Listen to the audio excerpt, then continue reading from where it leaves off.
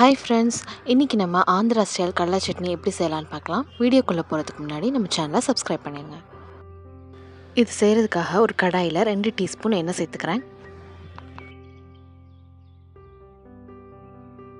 எண்ணெய் நல்லா சூடானதுக்கப்புறமா இது கூட கீறி வச்சுருந்த பச்சை மிளகா 10லேருந்து 15 சேர்த்துக்கிறேன். நீங்கள் உங்கள் காரத்துக்கு ஏற்ற மாதிரி சேர்த்துக்கோங்க. பச்சை மிளகா வெடிக்கும், பார்த்து கவனமாக வதக்குங்க. இது ஒரு 2-3 நிமிஷத்துக்கு நம்ம நல்லா வதக்கிக்கலாம்.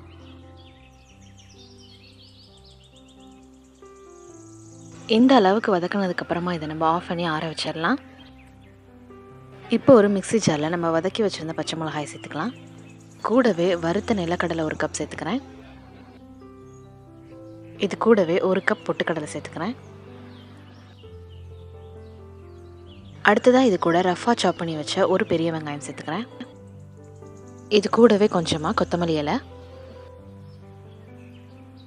தேவையான அளவு உப்பு சேர்த்துட்டு இதை நல்லா நைஸாக அரைச்சி எடுத்துக்கலாம். இந்த அளவுக்கு நைஸாக அரைச்சி எடுத்துக்கலாம். உங்களுக்கு தேவையான அளவு நீங்கள் தண்ணி சேர்த்து அரைச்சிக்கோங்க. இப்போ இந்த சட்னியை தாளிக்கிறதுக்காக 1 டேபிள் ஸ்பூன் எண்ணெய் சேர்த்துக்கிறேன். இது கூடவே 1/2 டீஸ்பூன் கடுகு சேர்த்துக்கிறேன். கடுகு பொரிஞ்சதுக்கப்புறமா இது கூட 1 டீஸ்பூன் உளுந்து சேர்த்துக்கிறேன். ஒரு 1/4 டீஸ்பூன் கடலைப்பருப்பு சேர்த்துக்கிறேன். அடுத்ததாக இது கூட 2 காஞ்ச மிளகாய் சேர்த்துக்கிறேன்.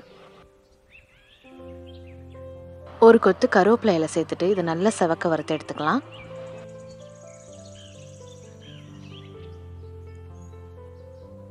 இப்போ இதை சட்னியில் சேர்த்துட்டு சர்வ் பண்ணிடலாம். நம்ம எப்போவுமே சாப்பிட்ற கடலை சட்னி டேஸ்ட் இல்லாமல் இது கொஞ்சம் டிஃப்ரெண்ட்டாக சூப்பராக இருக்கும். கண்டிப்பாக ட்ரை பண்ணி பாருங்கள். இது இட்லி, தோசை எல்லாத்துக்குமே ஒரு நல்ல காம்போவாக இருக்கும்.